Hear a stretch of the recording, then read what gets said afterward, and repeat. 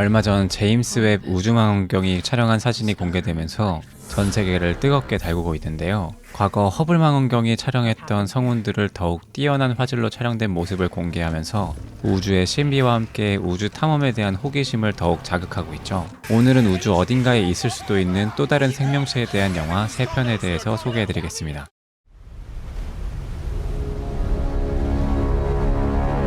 첫 번째 작품은 프로메테우스입니다. 2085년 과학자 엘리자베스 쇼와 찰리 할러웨이는 세계 각국의 고대 문명을 연구하던 중 새로운 사실을 발견하게 됩니다. 바로 세계 각국의 고대 문명에서 동일하게 나타난 패턴이 있고, 이 패턴은 전부 우주의 어느 한 곳을 가리키고 있다는 것인데요. 엘리자베스와 찰리는 이 패턴이 인류의 기원과 관련돼 있고 외계 창조주의 위치를 나타내는 지도라고 가설을 세우게 됩니다.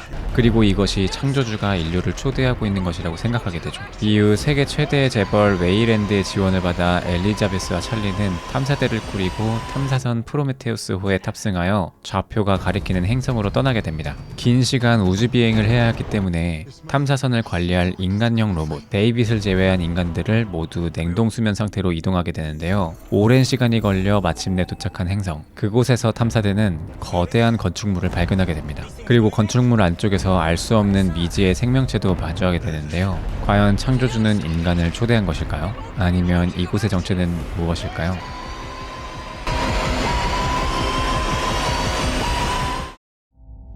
You've all sacrificed so much to be here and be a part of this thing we're doing. 두 번째 작품은 에어리언 커버넌트입니다. 프로메테우스 이후 지구에서 새로 출발한 탐사선 커버넌트호. 이 우주선 역시 오랜 시간을 이동해야 했기 때문에 개척민들과 승무원들은 냉동수면 상태로 이동하게 되고, 인간형 로봇인 월터가 우주선을 관리하고 있습니다. 하지만 알 수 없는 사고로 인해 월터는 승무원들을 먼저 깨우게 되고, 이들은 목적지 행성으로 이동하던 중 인간의 노랫소리 같은 신호를 잡게 됩니다. 이들은 이곳에서 실종자들이 신호를 보내고 있는 것이라고 생각하고 신호가 잡히는 행성으로 이동하게 되는데요. 이들이 도착한 행성은 지구와 같은 환경의 희망적인 행성. 인류의 새로운 이민지로 희망을 주는 것 같지만 예기치 않게 어떤 생명체가 대원의 몸으로 침투하게 됩니다. 승무원들을 노리고 있는 것은 바로 에어리언. 에어리언과 사투를 벌이던 중 프로메테우스의 인조인간인 데이빗이 등장하여 이들을 구해주게 되는데요. 그는 왜 프로메테우스호의 선원들을 버리고 이곳에 있는 걸까요? 과연 커버넌트호의 대원들은 이 미지의 행성에서 살아남을 수 있을까요?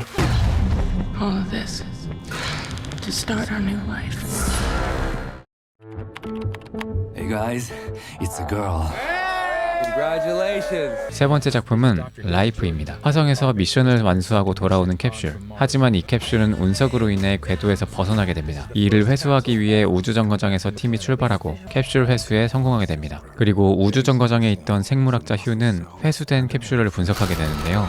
이 캡슐에는 화성 토양 샘플이 있었고, 샘플 안에는 동면에 있던 단세포가 있었습니다. 휴 박사는 이 세포를 살리는 데 성공하고 이로 인해 전 세계가 난리가 나게 되죠. 그리고 최초의 외계 생명체에 켈빈이라는 이름을 붙여두게 됩니다. 하지만 기쁨도 잠시. 켈빈은 휴의 손을 공격한 뒤 인큐베이터를 탈출하게 되는데요. 이 외계 생명체는 단순한 생명체가 아닌 포식자. 우주정거장에 풀어진 포식자 켈빈으로부터 우주 비행사들은 살아남을 수 있을까요? Mars millions of years ago.